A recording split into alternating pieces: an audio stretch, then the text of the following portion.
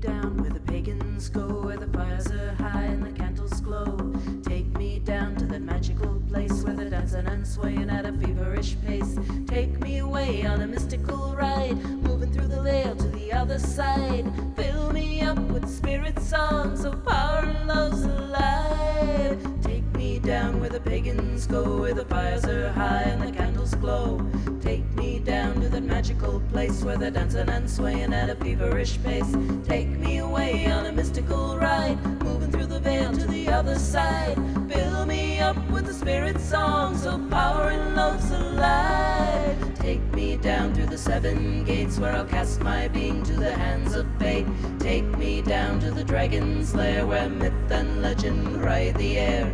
Let me rise on the messenger's wings, let me see what the future brings. Fill me up with the spirit songs of power and love's alive. Take me down where the pagans. Here with me tonight is Reverend Tamarra James on the phone of the Wiccan Church of Canada, and she has recorded a CD, Carpe Noctem, and it's a really wonderful CD, and she's about to come out with a second one.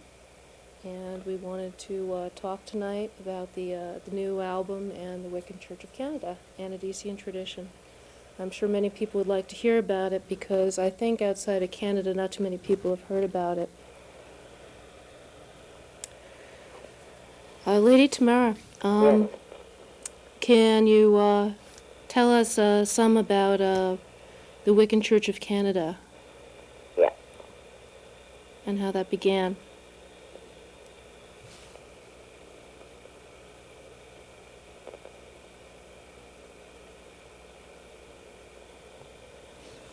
Can you tell us some about the Wiccan Church of Canada and how it began?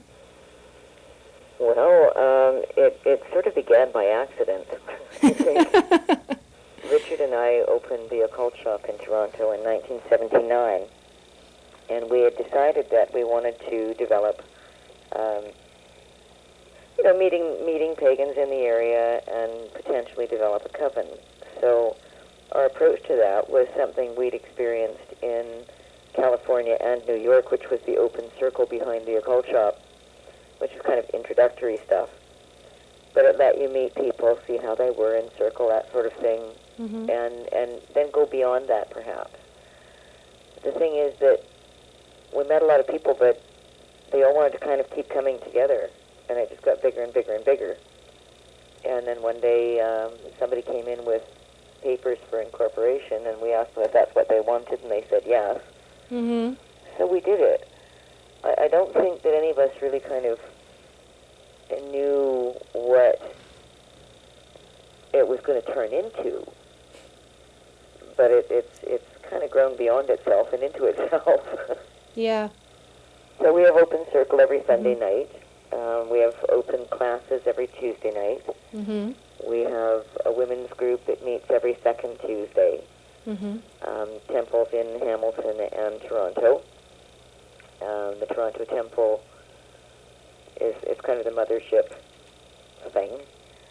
And there's a men's group in Hamilton as well. Mm-hmm. And there's a men's group in Toronto as well. That's excellent. So it's just developed as a community. And Anadesian Tradition, I understand it's Alexandrian and Gardnerian based, and it's also a sister tradition to Blue Star Wicca. Yes, it's called Odyssean, and we named it that because our feeling is that everybody has a kind of a journey they take in life. Like the Odyssey, it's the journey home. Most of us, when we come to the craft, kind of feel like we've come home. And we didn't really want it named after anybody or that sort of thing. Some of the differences that relate to it are a lot of the rites of passage that people want, such as hand fastings and funerals, and because most of our people are out of the closet and are wanting to have specific rituals done with their families and such. So we've had to develop a lot of that. We've also had to do some liaising with the government regarding people in government institutions, be those hospitals, mental institutions, and prisons. We worked with Sephora and Frank in New York when the origins, the Blue Star tradition, were actually being developed. Mm-hmm. And we were kind of part of that process.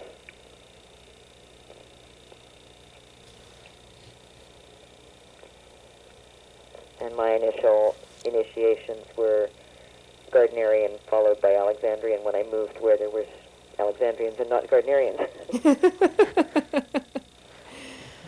Oh, that's great.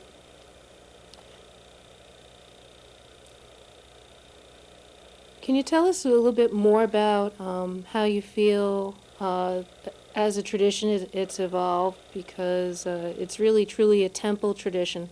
When people think of traditions, they usually just think of coven traditions and nothing more. Being a temple tradition is a little bit more difficult. You have to be a little broader in your own perspective of things. It's not as intimate. I mean, we have covens within the tradition where, people get together of like mind doing the same kind of, work that they all share the idea of. But in the broader sense, it's really more of community. A lot of different kinds of people, different kinds of interests. So we're constantly kind of having to keep the finger on the pulse of the community and see what's needed and see how things are going. And generally they tend to police themselves pretty well. So we don't get a lot of garbage going on. Occasionally there's little hiccups, as there will be. But, Yeah.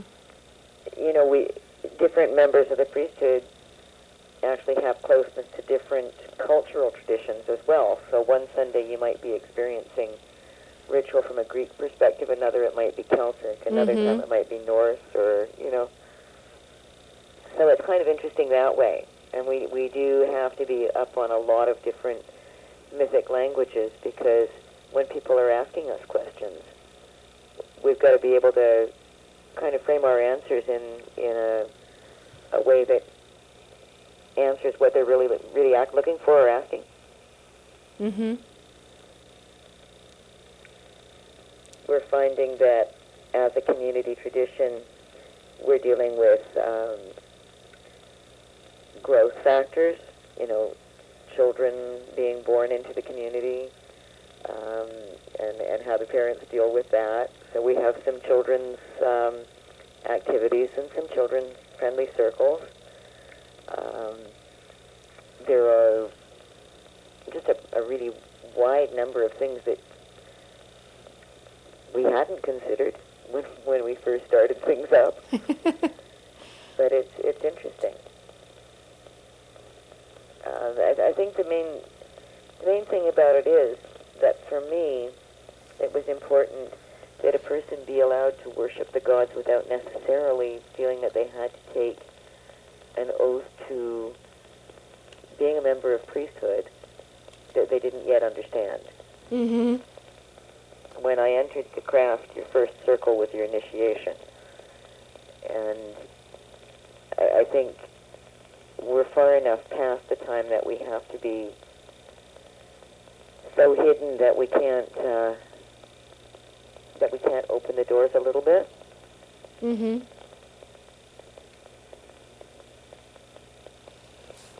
And can you tell us a little bit about the tradition itself? I hear you have one of the toughest systems around. Well, it's a balanced tradition. Yeah. We tend to work in pairs generally, priest and priestess working together. Mm-hmm. One of the main differences that we have in the way that our altar is set up and that our circle is cast is that we separate the four elements into four. Mm-hmm. So we use a red candle for fire, the incense for air, a mixture of waters for the water element, and a dish of salt for the earth. And so we don't combine them into two. Right. And we celebrate the wine blessing before the work, Mm-hmm. so that we're partaking of the energy of the creation of the gods Right. to strengthen us for the work that we're about to do, rather than sharing the wine and cakes after. Mm-hmm. Um, we are a tradition that's continuously expanding. New rituals are being written all of the time. We're fairly scholastic in our basis, Mm-hmm. so we like people to do research and to understand the forms of ritual that they're walking into, to understand the deities that they're calling. We have a tendency to work within one pantheon at a time. We do have a ritual of dedication, which is something a person can do to declare themselves to be a pagan and with the intent to be a pagan for the rest of their lives.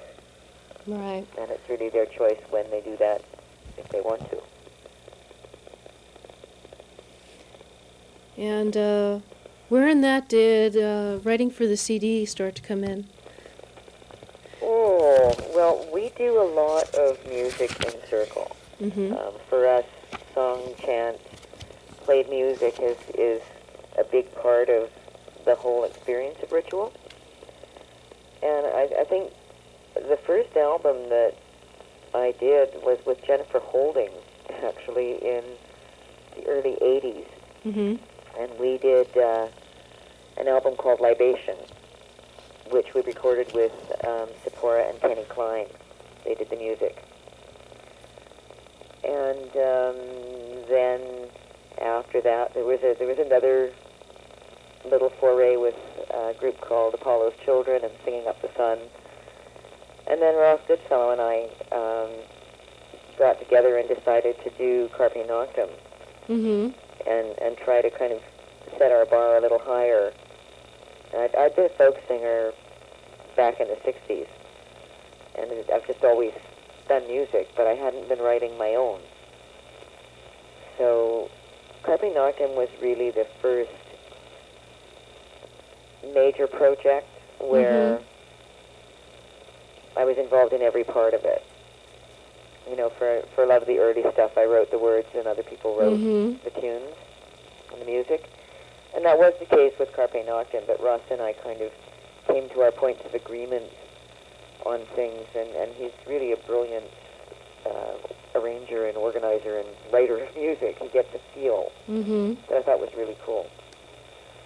So each one of the songs had their own flavor about it. And it took a long time to do that album because, of course, we didn't have a lot of money, and he was just beginning his studio. And we put it together, though, and it happened, and I'm quite pleased with the result of it.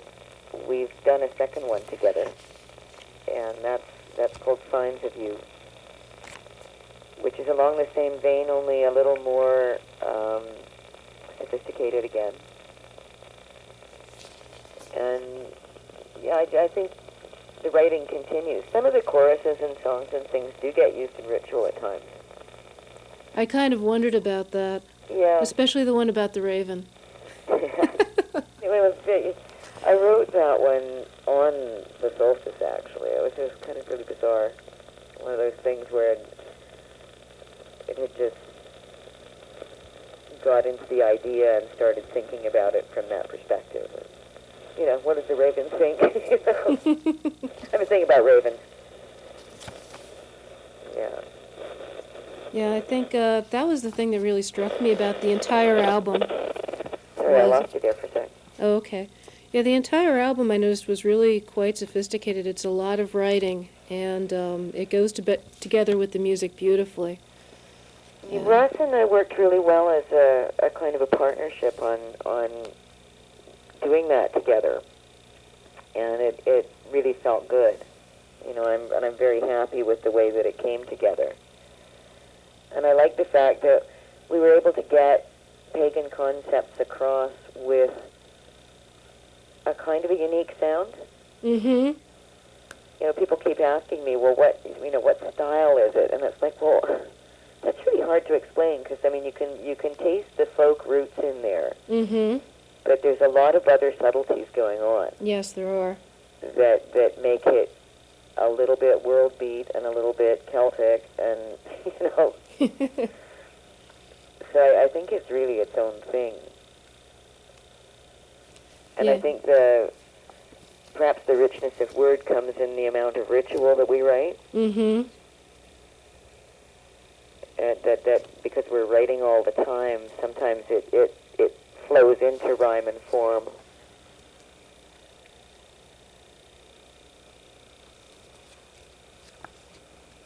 And how much do you think of the new album? Do you think it's really changed at all in style from Carpe Noctem?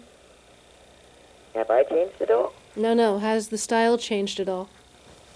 Oh yeah, my style has consistently changed and grown. I mean, as I say, the last album Ross and I did together is a little more sophisticated, a little more world beat, and now I'm kind of moving into a rock style with a band called Witch. We're in the middle of recording right now, and actually just this last summer we were involved in the Emergenza competition, which we got to the finals in our area. So that was kind of fun. And again, it's taken me back in part to some of my early stuff, because I was a bit of a protest singer in the 60s when I was doing just folk.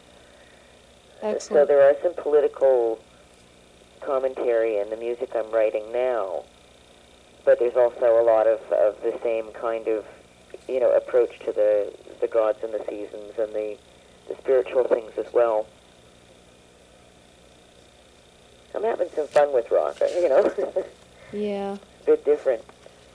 Yeah, it's really something, because I think that now that the Carpe Noctem's out of print, will that be reissued again soon? I think we might do that. Yeah. Yeah. I'd have to kind of check with Richard. He's the one that handles that end of things, but I imagine we are getting requests for it, so I imagine we ought to do something, eh? Well, I would imagine after tonight there's going to be a lot of people on the internet that are going to be trying to find that CD. I think we can probably arrange another pressing. That's very good. Because I will tell you, it stands out very much from a lot of the... I lost you again. It does stand out very much from the other pagan music, much of it that I've Well, I think that's listened what to. Ross and I were trying to do. Yeah.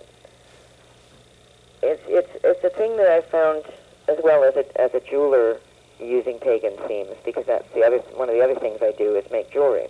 Oh, wow. And I do a lot of custom work. And it's almost like we're apologetic about what we do as pagans. We sort of feel like we've got to be, aw shucks. And I think Ross and I felt we wanted to get kind of ambitious and bite off a big chunk and see what we could make happen.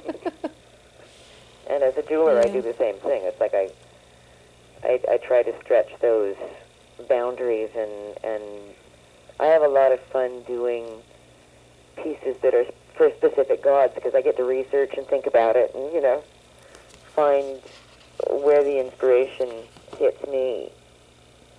And I think that if it's hitting me right, it's going to hit other people right. Mm-hmm. They're gonna get something of what I'm feeling. Yeah, it does resonate. The only other album that I can think of that has that kind of quality to it is actually Gypsies Enchantress. Oh yeah, she's brilliant. Yeah. I really like her work.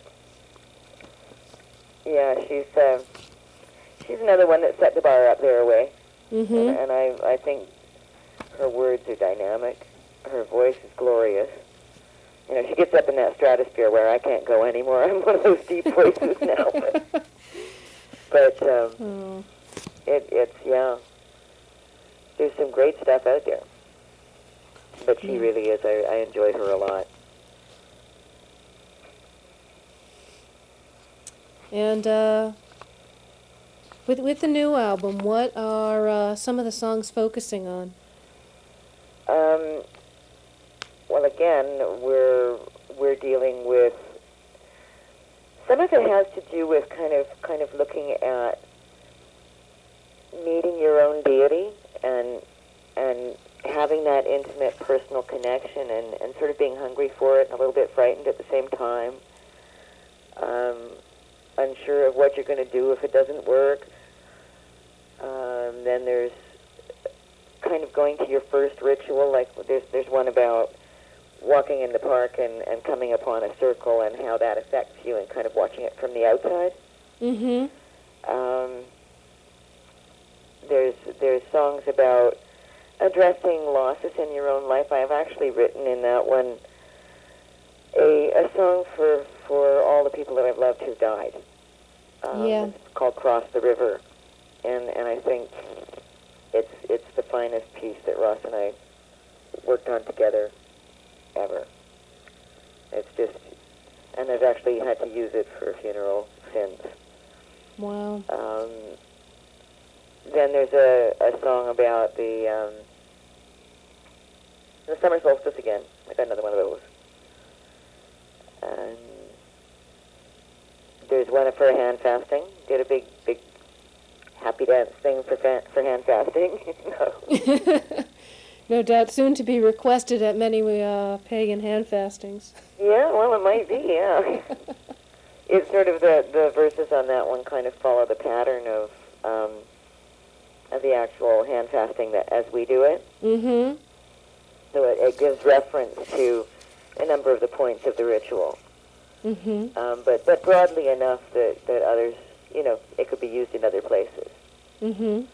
So it's kind of like walking through some of those life changes to find yourself. And in some ways, it's got a lot more directly personal moments in it,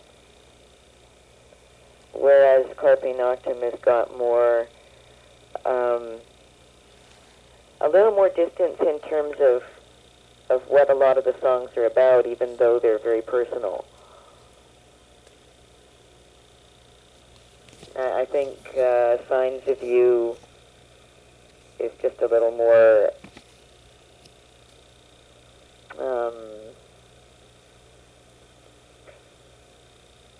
it gets a little nearer the bone on some of the songs.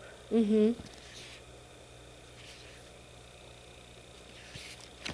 One of the things that I did notice about Carpe Noctem was that it was very pagan, and yet at the same time it was very much focused on telling a lot of different stories. This one does that too. I mean, Yeah. I'm always painting word pictures. So one of the things that people often say about the music I do is that it's very visual, and that as they're listening to it, they sort of see a whole little movie, Mm-hmm. which is really cool because that's what I wanted people to do. Mm-hmm. Was to get a sense of the visual, like when you read a really good book and you have a sense of what your characters look like and stuff. So it was really, for me, trying to reach that same thing in the way of doing it with music.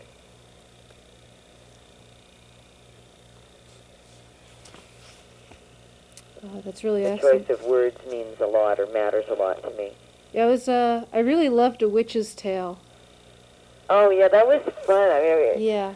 I've always loved the Witch of the Westmoreland, which Dan Rogers recorded, and I wanted to see the same thing from the witch's point of view. And a friend of mine who also writes songs was thinking about that and talking about it with me, and the two of us kind of went back and forth, and that came out, and it was kind of like, oh, that's cool. So she would have a different view of what was going on and maybe why some of the things happened. So when you parallel them side by side or listen to one and then the other, it's like the response back. Actually, I liked your response better. Yeah, well, yeah, it felt right. Yeah. I actually really liked The Hanging Tree as well. It was one of those things that I wanted to say that most of the people that were, killed in the burning times and such weren't witches. Right. And what it would be like to actually be one standing there watching these people being killed as witches, knowing that they weren't. Right.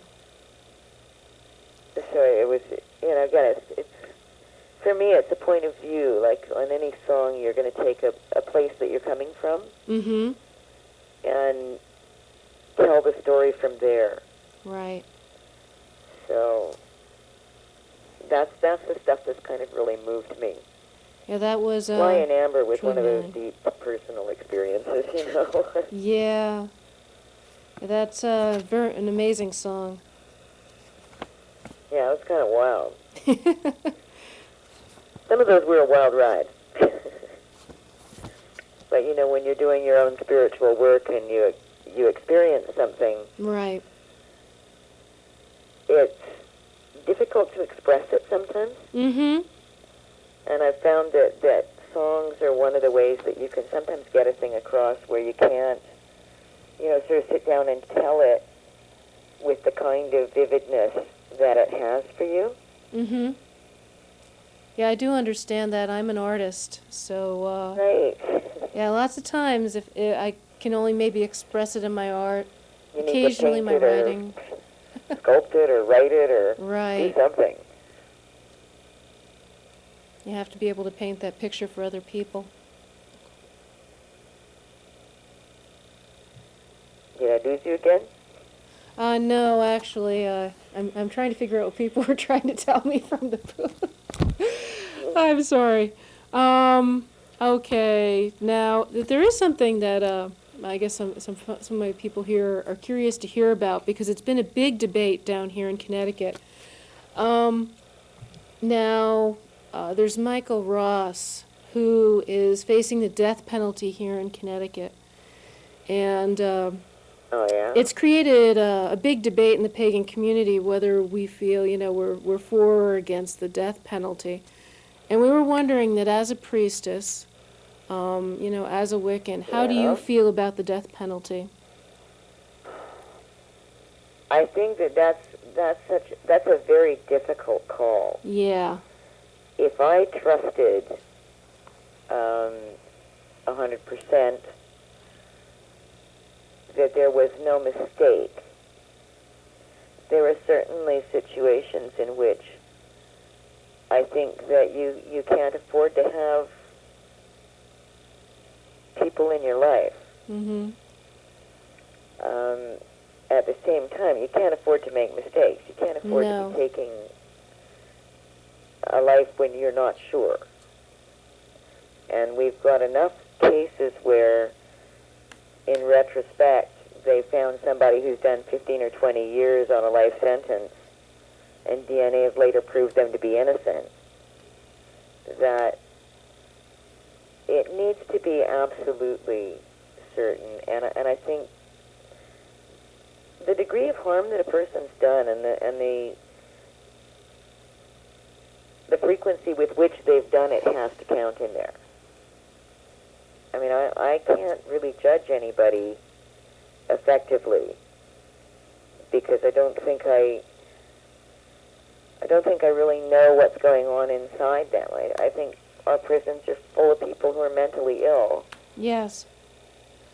who might benefit by some treatment, but at the same time, do you jeopardize your children by letting them Right. back out onto the street? It's a whole big thing. I mean, we go into the prisons Mm-hmm. As do I. and work with pagans who are in jail, Right. because pagans are people too, and sometimes they make mistakes.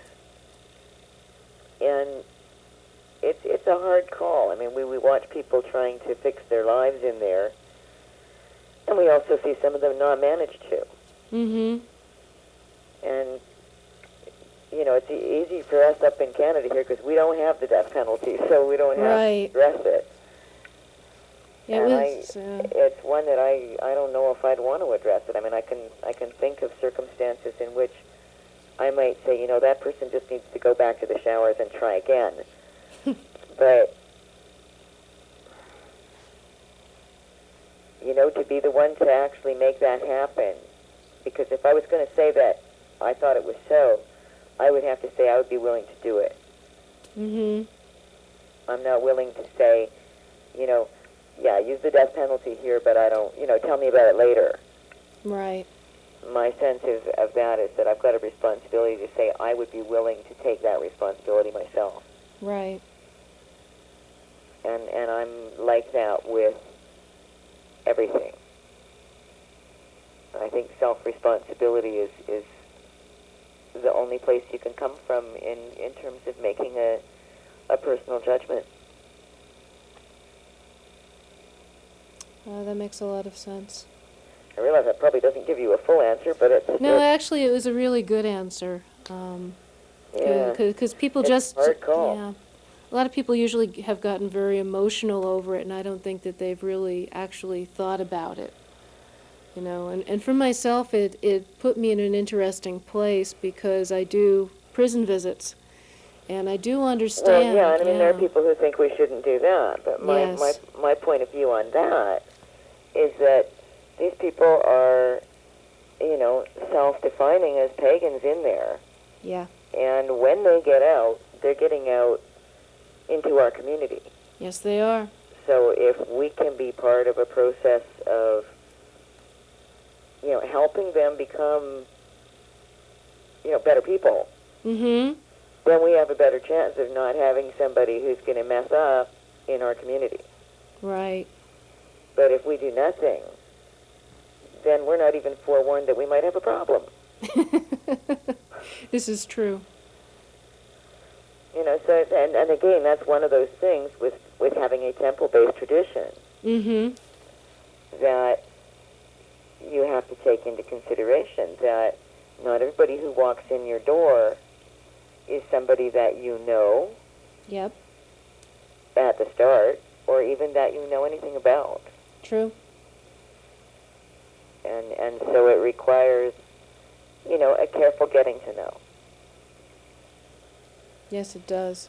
And one of the things that we require, we do a circle of support when someone's released on parole, or even when they're released at the end of their sentencing, so that basically the community knows that they've just gone out. Right. Okay? And there's a number of members of the community that make themselves available for, the feedback and the talking to the person, helping them learn how to go shopping and helping Right. them deal with, impulses towards old patterns and helping them to try to be, productive, operative people within the community that they've walked into. Mm-hmm. We don't always succeed, but we haven't had any real disasters either. That's great. And that's really good to hear. Yeah. It's also something because It's what? for myself, since I'm doing the visits, Oh, yeah. it changes my perspective at the way I look at things, and even in terms of choice of religion, because the inmates can actually choose which religion they'd like to be in. I really do feel that ours is a tool for self-change. That's what we found as well. A number of men have, and it happens, I think, because they don't think about their spirituality when they're out on the street making mistakes. They tend to move towards it when they're inside with time to think about where they screwed up. And, these people used to fall through the cracks. Mm-hmm. And the fact that people like yourself and like us are willing to step up to bat and at least try, I think is helpful for some of those people to make the self-change. Yeah.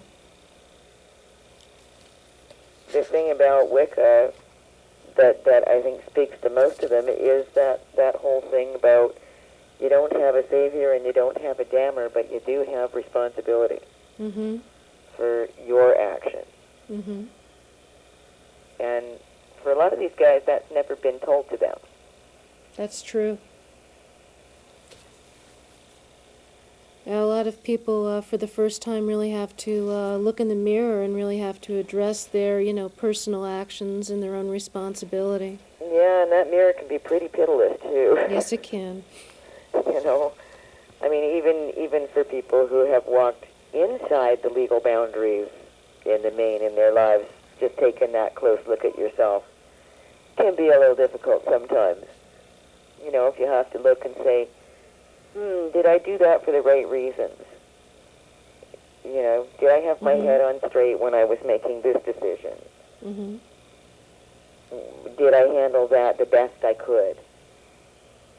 Because we do get emotional as people.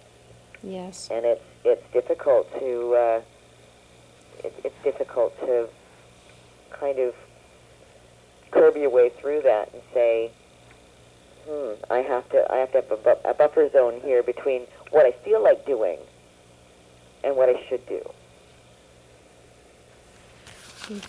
And it says one of the problems I have with sort of the speed and anonymity of computer communication. Mm-hmm. It's been one of my big stumbling blocks because I think that we all need to vent sometimes.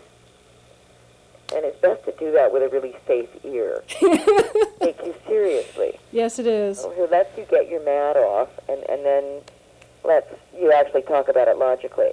Yes. And I find that people's feelings get hurt because people vent with their keyboard. Yes, they do. And there's no buffer between the vent and the send, you know? Mm-hmm. There's no time to cool down and rethink and kind of go, okay, where's the other person in this coming from? Yeah. What was their motivating factor for what upset me? Or am I upset because I got a button pushed that they didn't even know I had? Right. You know, communication's hard enough. But when it's that fast and that distant, and it's got to be rougher. Yeah. I think we would all benefit in the pagan community if we'd all really start talking to each other in person whenever possible. I think so. Yeah. Because I don't think anybody gets up in the morning and says, who can I screw up today? I really don't. And I think that if we look really closely at the things that hurt us or the things that get us upset, very often we haven't told people what those are. We haven't said to somebody, that really upsets me when you do that. Yeah. And if we don't do that, then they're going to do it again and again, and then we're going to blow up at time number 6, and they're going to wonder what happened. Yeah, communication's it's like we all vital. have these little minefields, Yeah. So yeah, it's hard because to really get to know somebody, you've kind of got to make yourself a little bit vulnerable. Mhm. Yeah, you've been and that's never an easy thing to do. No. Okay. Well, it looks like we're about ready to go to a video. So I'd like to thank you, Lady Tamarra. It's been really wonderful doing the interview with you tonight. And is there anything that you would like to? Cutting in and out on me, though. Sorry. It's been really lovely being able to interview you tonight. Is there anything that you'd like to close with for folks? I would really like to say good luck to you and your endeavors down there, and I'm Thank you. hoping maybe we can come down next year and help out with your festival. That would be wonderful. It'd be really great. Wonderful. And I'm delighted to have met you. Thank you, and hopefully in another month I'll be able to go up there and say hello to you. Well, let me know. I will. How long would you be coming up for? Just a weekend. Well, we've got guest beds and things, Okay, we'll definitely talk more. Okay. The song of the week, at the end of our show, we play it every week. What would you like us to play? How about the Wild Hunt? You got it. Okay. All right. Thank you so much. And I'll talk to you soon. Okay, blessed be. Blessed be. Bye-bye. Bye-bye.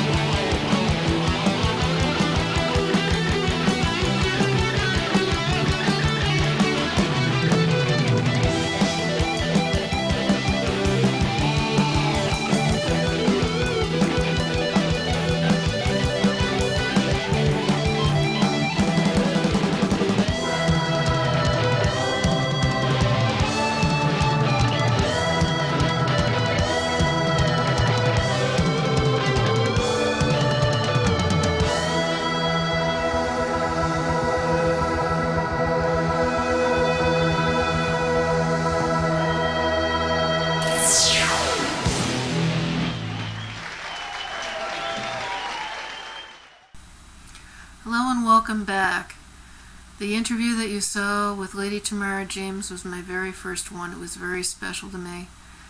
She was to become afterwards my teacher and elder, and so I wanted to share that with everyone. I hope you enjoyed it. It's one of my best interviews yet. And you might remember me from an older TV show, which shall remain nameless, but the Pantheon Temple is now producing its own show called Keepers of the Flame. And I want to mention this. Morgana Davies, who wrote Keepers of the Flame, was a friend of mine, and she was also my Reiki teacher. And I thought that the book that she put out was really very special because, you know, this is all the messages of our leaders and elders, and those voices needed to be preserved for future generations. People needed to hear that message. And so that's what this show is about. This show is about that message and educating people. Not only our own people within our own spiritual communities, but also to the greater population, because they too need to understand who we are and what it is that we do, and maybe we're not so different. I really like to be able to approach the educational aspect, but we also do have entertainment on the show. I want to add as much variety as we can. We have amazing, talented people in our spiritual community, which is currently undergoing, I think, kind of a spiritual renaissance. It's reflowering. We have all sorts of things that I never would have dreamt of all those years ago when I first stepped onto the path. So I hope that you will enjoy it. We have a whole bunch of episodes that are coming up. I'm re-editing all the old episodes that we have.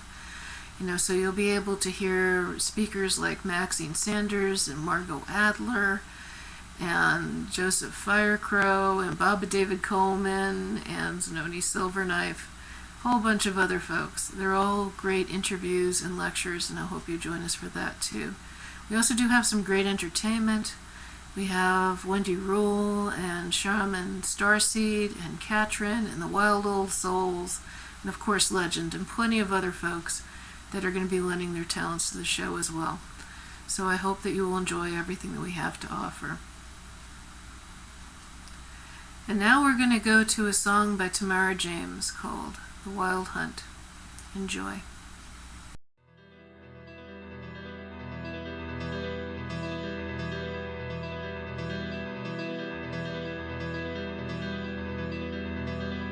A hush is on the meadow, and the sun goes early home. The wind blows from the northland, and it chills me to the bone. Oh, my heart remembers the year just come and gone, and the beauty of my lover with his arms about me strong. Oh, the leaves fall golden at the dying of the year. The trees have lost their treasure, and the wild hunt's drawing near. For in the fading twilight, under hoof and horn and spear, run wild tormented shadows at the dying of the year. Late in the wood last Samhain, he saw the hunt go by, entranced by wraiths and shadows, till his voice took up the cry. But now the hunt's returning, I'll wait within the glade to meet my love this Samhain, and I'll run beside his shade. Run when you hear the hunter's horn, cover your eyes from the light. If ever you look on the face of Herne, you'll be captured by the sight. You'll turn away from the farmer's plough and the lady you hold dear. You'll be off and away with the hunter's hounds at the dying of the year.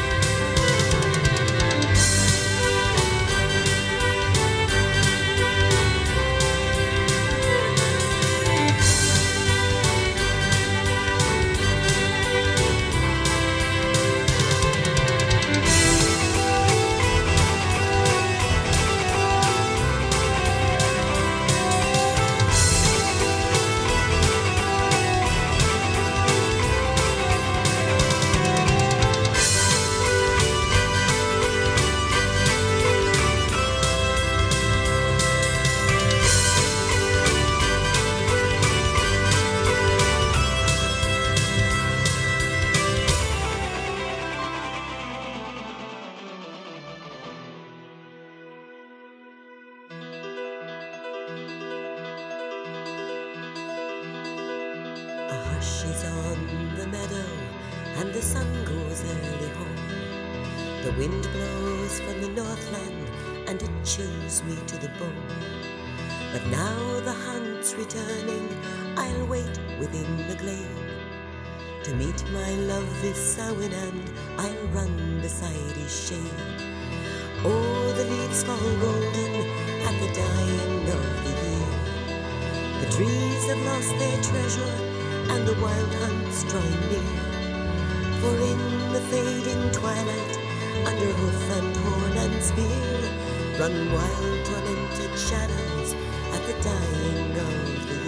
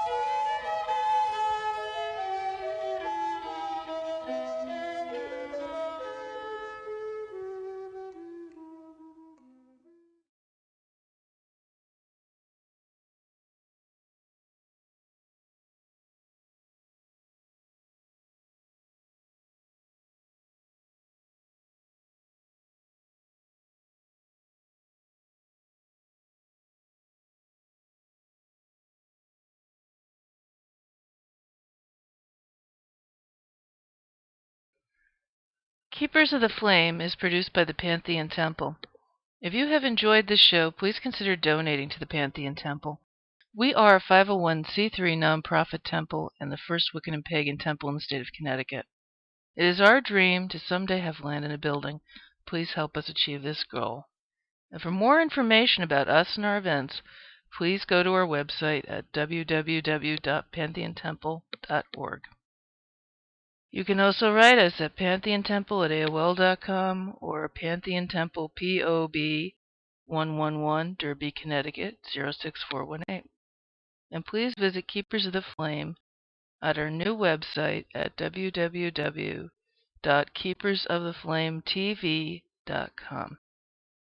And for more information about the Wiccan Church of Canada, please visit www.wcc.on.ca.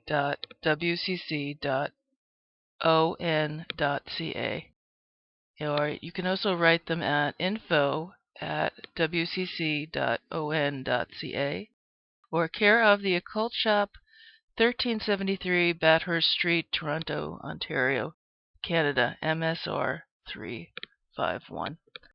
Everyone knows of the great success with wolf reintroduction at Yellowstone. But did you know that one of the handful of centers exclusively dedicated to teaching about wolves and their part in the National Species Survival Plan is right here in South Salem? Come meet our Ambassador Pack member Atka, Arctic Grey Wolf and Alpha Educator. Come meet our newest Ambassador Pack members, Alewa and Zephyr. They're Canadian Rocky Mountain Grey Wolf littermates that will join with Atka in helping us fulfill our education mission. Come hear about our Mexican gray and red wolf packs, and perhaps get a glimpse of these rare, critically endangered North American mammals that were once extinct in the wild. Wolf Conservation Center. Come visit. Come learn. Come make a difference.